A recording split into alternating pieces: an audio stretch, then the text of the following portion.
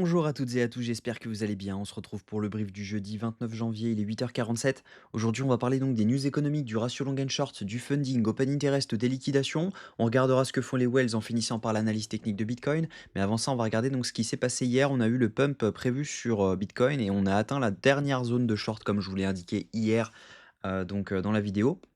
On avait donc cette forte probabilité de venir chercher cette première liquidité. Donc moi, ce que j'ai fait, c'est que dès qu'on a pris la liquidité ici, je suis rentré avec 0,25 de risque.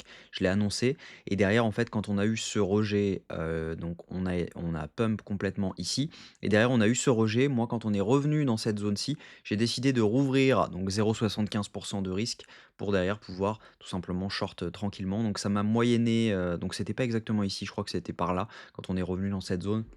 Et ça a moyenné mon entrée à 89 940 $. Donc ça, c'est plutôt intéressant. Actuellement, je suis à 1,2 R, si je dis pas de bêtises, donc ce qui est pas non plus exceptionnel. Mais voilà, c'est un bon début. On est à 1,3, voilà. Donc ça veut dire que pour 500 $ de risque, vous êtes à 600 à 650 $ de gain actuel. Donc voilà, à mon avis, on va aller un petit peu plus bas. On a encore pas mal de liquidations à venir chercher, notamment sous cette zone-ci. Donc vous allez le voir, on va regarder en fonction des datas, mais il y a pas mal de liquidations à venir chercher ici. On a pas mal de longues qui continuent de s'ouvrir. Donc par conséquent, il est très probable de venir chercher au minimum les 87 260 $. Au niveau crypto bubble, ce qu'on voit, c'est qu'on a du rouge partout, sauf sur le gold. Donc on a le gold qui prend 5 aujourd'hui, sur, les dernières 24 heures. C'est assez exceptionnel, hein, quand on regarde la chart, c'est juste, démentiel le pump qu'il a fait. On dirait un shitcoin clairement.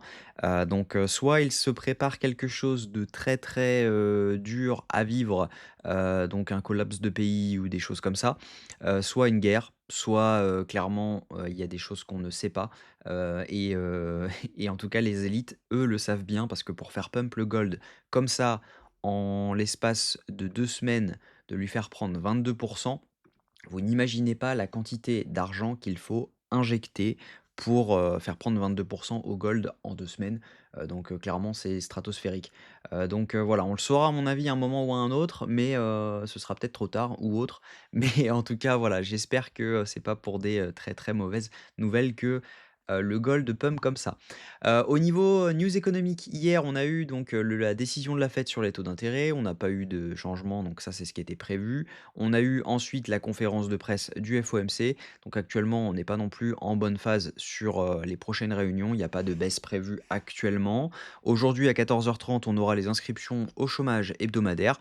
Et demain, on aura les prix à la production à 14h30. Donc attendez-vous à avoir un tout petit peu de mouvement. C'est pas forcément les news les plus impactantes. Par contre, si on regarde la semaine prochaine, on aura le PMI manufacturier lundi à 15h45, le rapport YOLTS sur les nouvelles offres d'emploi. Ça, je pense qu'on ne l'aura pas étant donné qu'on a le shutdown, à chaque fois, c'est des news qui passent à la trappe.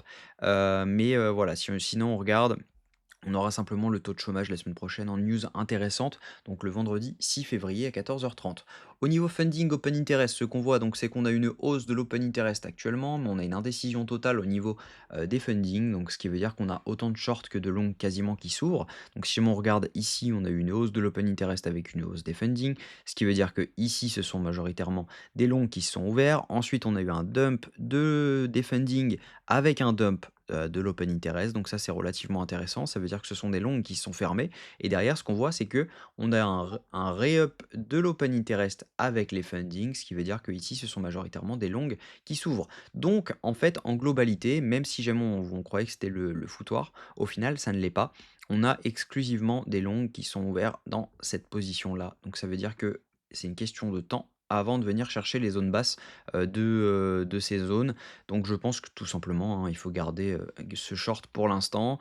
Il faut potentiellement le BE parce qu'à mon avis, il y a de faibles chances de venir le chercher. Je pense pas que je vais le BE, mais je pense que je vais me mettre un SL juste ici pour réduire mon risque à 0,5 au cas où on a un flash up, sur une news de Trump ou autre. Mais en tout cas, actuellement, il y a aucune raison qui nous indique qu'on va aller beaucoup plus haut. Au niveau liquidation, même chose, on voit clairement qu'on a un cluster de liquidité à venir chercher autour des 86 900 $ sur 3 jours. Donc clairement, voilà, à mon avis, tant qu'on n'a pas pris cette zone, on n'aura pas forcément de rebond. Au niveau sur 2 semaines, on c'est la même chose. On a énormément de liquidation à prendre en dessous. Donc si jamais on vient chercher les 86 382 $, clairement, c'est très clean. Par contre, il faudra faire attention, à un moment ou à un autre, on aura un rebond parce qu'on a quand même pas mal de liquidités à venir chercher au-dessus. Et donc, ça pourrait être vraiment intéressant de prendre ces liquidités, ensuite valider un setup et pouvoir enfin venir chercher toutes ces liquidités. Mais voilà, à mon avis, la chose intéressante actuellement, c'est d'avoir un dump et c'est confirmé par les whales. Les whales ont vendu ce mouvement-ci et clairement, elles ne l'ont pas racheté du tout. Donc, actuellement, on n'est pas sur un bottom. Ici, ce n'est pas un bottom parce que les bottoms sont logiquement rachetés toujours par les whales, un minimum. Et là, ce n'est pas le cas du tout. On a simplement des micro-wells et des retails qui rachètent, mais voilà, on n'est pas sur des achats massifs. Donc techniquement, ce que je pense, c'est qu'il est, logique de venir chercher donc potentiellement oups, hop, donc on va aller chercher ça.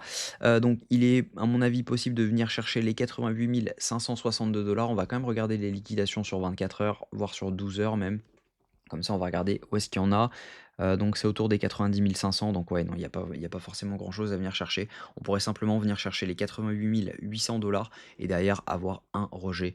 Donc les 88 800, ça représenterait donc cette zone-ci. Donc pourquoi pas venir chercher la zone de liquidité et derrière, à mon avis, avoir un vrai dump dans lequel ensuite advienne que pourra, de ce qui se passera lorsqu'on sera dans cette zone et qu'on aura liquidé. Donc tout simplement, soit on a un rebond et derrière on vient tout liquider à la hausse, soit tout simplement c'est un fake et derrière on repart beaucoup plus bas. En tout cas, tant qu'on n'a pas les datas au moment où nous sommes ici, clairement, il n'y a pas grand-chose à en dire. Donc la target de ce short actuellement, c'est les 87 200 $. Voilà, j'espère que cette vidéo vous a plu. Si c'est le cas, je vous invite à vous abonner, à liker et à commenter ce que vous en pensez. On se retrouve demain à la même heure. Prenez soin de vous.